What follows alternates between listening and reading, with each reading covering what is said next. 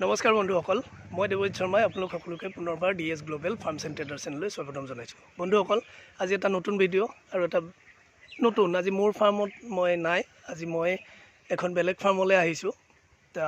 এজন উদ্যমী যুৱক, আমাৰ অসমীয়া ল'ৰা, নতুনকৈ তেখেতে ফাৰ্ম আৰম্ভ কৰিছে আৰু খুব সুন্দৰকৈ তেখেতে এখন সমন্বিত ফাৰ্ম পশুপালন আৰম্ভ কৰিছে আৰু তেওঁ কি ধৰণে কৰি আছে, কি আছে কি নাই গোটেইখিনি আপোনালোকক জনাবৰ কাৰণে আজি মই ইয়ালৈ আহিছোঁ। মই আহিছোঁ তেজপুৰৰ হলেশ্বৰ, তাতে আহকচোন ফাৰ্মখনলৈ যাওঁ আৰু তাতে আমাৰ যিজন অ'নাৰ আছে তেখেতৰ লগত চিনাকি হওঁ আৰু তেওঁৰ পৰা জানো কি ধৰণে তেখেতে আগবঢ়াইছে কামবোৰ।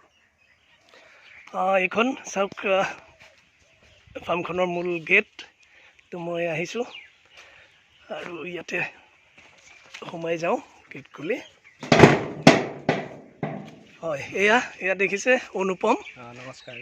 হয় অনুপম, মই কৈছোঁ দৰ্শকসকলক, হ'লেও তুমি এবাৰ তোমাৰ চিনাকিটো দিয়া।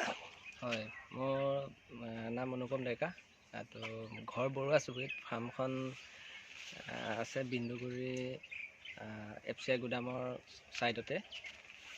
তাৰপৰা ফাৰ্ম ইয়াত নতুনকৈ বনাইছোঁ, এনেই আগতে ঘৰতে আছিল। হয়, আগতে অনুপমে ফাৰ্ম ঘৰতে কৰিছিল, অকণমান সৰুকৈ আৰম্ভ কৰিছিল আৰু এতিয়া তেখেতৰ যেতিয়া অভিজ্ঞতা হ'ল ডাঙৰকৈ কৰিব ল'লে। আৰু ইয়াতে চাওক, মই আপোনালোকক এটা এটাকৈ দেখাওঁ।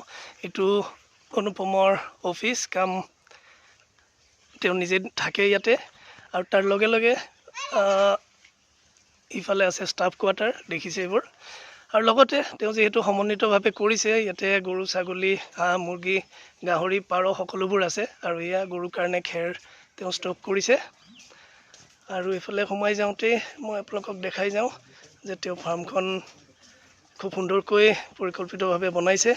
এইফালে চাওক, এইখিনিত আৰম্ভণিতে দেখিব আপোনালোকে পাৰ খুব সুন্দৰকৈ ৰাখিছে। ইয়াতে অনুপম কিমান পাৰ আছে তোমাৰ? মোৰ এনেই 100 যোৰৰ কেপাচিটি, কিন্তু এতিয়া 25 যোৰমান হৈছে, এই নতুনকৈ হেৰি কৰা হৈছে। হয়, ইয়াতে পাৰ খুব সুন্দৰকৈ ৰাখিছে আৰু এইখন দেখিছে সৰুকৈ দুৱাৰ বনাই দিছে, পাৰবোৰ অহা যোৱা কৰে আৰু বেলেগ যাতে চৰাই চিৰিকটি বা বেলেগ জীৱ জন্তু সোমাব নোৱাৰে তাৰ কাৰণে খুব সুন্দৰকৈ ব্যৱস্থা কৰিছে। এখন গেট মানুহৰ কাৰণে ৰাখিছে। ইয়াতে আছে পাৰ। তো পাৰৰ পিছত আমি যদি আগবাঢ়ি যাওঁ, এইটো আমাৰ গৰুৰ ছেকশ্যন। ইয়াতে চাওক বিভিন্ন ধৰণৰ মেডিচিন আৰু দানা ইয়াতে তেওঁ ষ্ট'ৰ কৰে গৰুৰ কাৰণে। আৰু চাওঁ এতিয়া গৰু কি ধৰণে ৰাখিছে। অনুপম, কি গৰু আছে তোমাৰ, কি জাতৰ? HF আছে আৰু জাৰ্চি আছে। HF আৰু জাৰ্চি। তো সেয়া আমি ফাৰ্মখনলৈ সোমাইছোঁ। খুব সুন্দৰ এটা পৰিৱেশ, বৰ চাফ চিকুণকৈ ৰাখিছে, খুব হাইজিন মেইনটেইন কৰি ৰাখিছে।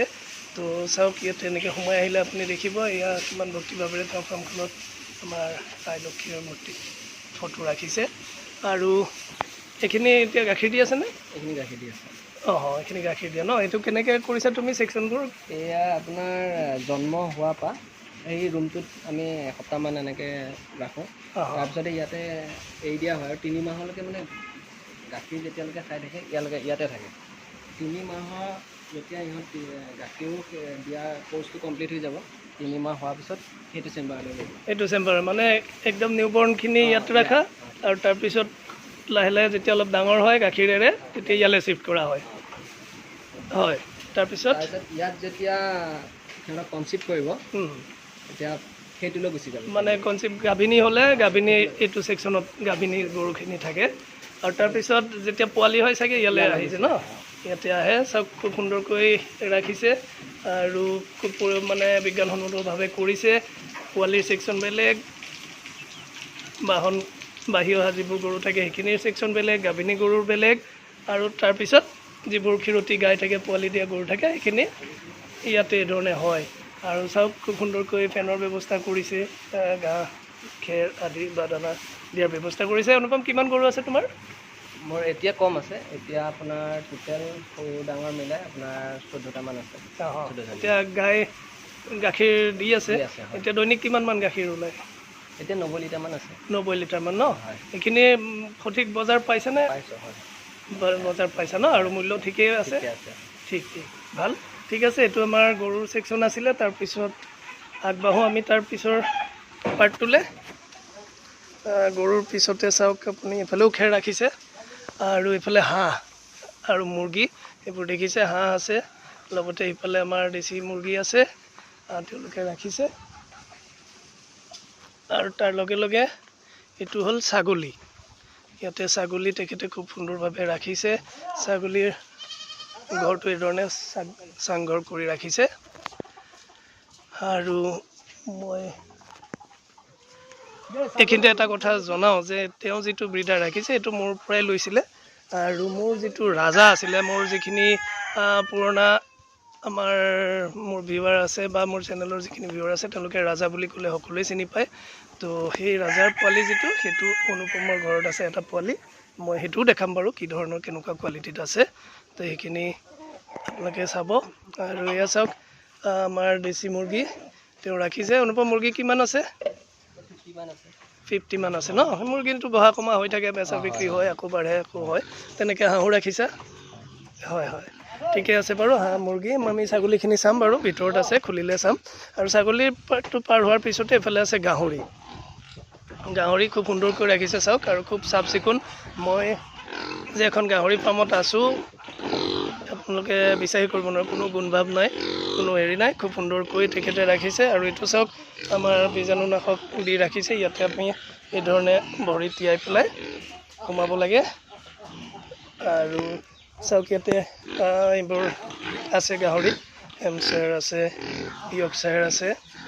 আৰু খুব সুন্দৰকৈ তেওঁ ফাৰ্মখন বনাইছে আৰু বৰ ধুনীয়াকৈ গাহৰিবোৰ ৰাখিছে। আৰু গাহৰিৰ ক্ষেত্ৰতো মই যেতিয়া অনুপমৰ লগত কথা বতৰা পাতিছিলোঁ কৈছিলে যে বহা কমা হৈ থাকে। অলপ দিন আগতে যথেষ্ট পোৱালি আছিলে, পোৱালিবোৰ এতিয়া বিক্ৰী হৈছে। আৰু এতিয়া এইখিনি গাহৰি তেওঁ তাত আছে। তো গাহৰিৰ বিষয়ে অকণমান কথা পাতিম। তাৰ লগতে এইবোৰ ছাগলী চাওক আহিছে, ছাগলীখিনি মই দেখাওঁ। ছাগলীখিনি তেওঁ একচুৱেলি গ্ৰেজিঙত আছিলে, গ্ৰেজিঙত যায়। এইটো হ'ল ব্ৰিডাৰ, তাৰ এই হৈ পেলাই দিয়ে। অনুপম ইয়াৰ কিমান হৈছে এতিয়া বয়স? দাঁত কিমান হৈছে? দুদাঁত হৈছেহে। আৰু দুদাঁতত চাওক এতিয়াও কিমান সুন্দৰ হাইট, লেংথ। আৰু এইটো কথাই কৈছিলোঁ, এই মোৰ ৰাজাৰ পোৱালি, ৰাজা যিটো আপোনালোকে জানে ৰাজাৰ পোৱালি। কাৰণ ৰাজাৰ হেৰি মোৰ তাতো নাই এতিয়া, কিন্তু অনুপমৰ তাত আছে। আৰু অনুপম গাহৰি কিমান আছে তোমাৰ এতিয়া? গাহৰি এইখিনি ব্ৰিডিঙৰ কাৰণে ৰাখিছোঁ। ব্ৰিডিঙৰ কাৰণে আপোনাৰ 15,000 মান। হয় হয় হয়, এইখিনি 15জনীমান গাহৰি আছে, ব্ৰিডিঙৰ কাৰণে ৰাখিছে তেওঁ। ইয়াৰ পৰাই পোৱালিবোৰ হয় আৰু তেওঁ পোৱালি বিক্ৰী কৰে। ছাগলী দেখিছে ইয়াতে মেলটো বিটেল আছে, ফিমেল আছে কেইজনীমান বিটেল, আৰু বাকীখিনি লোকেল। এইটো পোৱালি চাওক, এই ইয়াৰে পোৱালি হয়, ইমান তাৰ কোৱালিটি চাওক। এইটো আজি মোক অনুপমে জনোৱা মতে ইয়াৰ প্ৰায় 20-22 দিন হৈছে ন? 22 দিন হৈছে। আৰু খুব সুন্দৰ কোৱালিটি পোৱালি দেখি পাইছে। সেইটো চাওক, মই ভালদৰে আপোনালোকক দেখাওঁ।